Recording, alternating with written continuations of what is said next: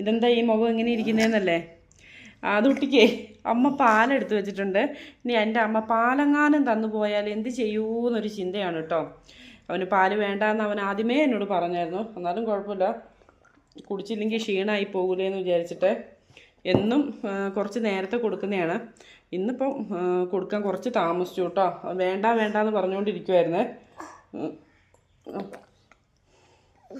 ആകപ്പാട് food കഴിക്കൽ ഇപ്പോൾ നല്ല കുറവാണ്.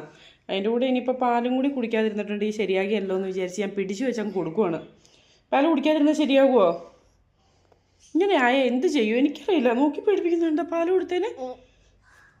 നോക്കി പേടിപ്പിക്കുന്നത്. ഇങ്ങനെ ആയ എന്ത് ചെയ്യുമെന്ന് എനിക്കറിയത്തില്ല. ആ ആ ആ പാല് കുടിച്ചാ നമ്മുടെ പെണ്ണിന് പാല് കുടിച്ചാ?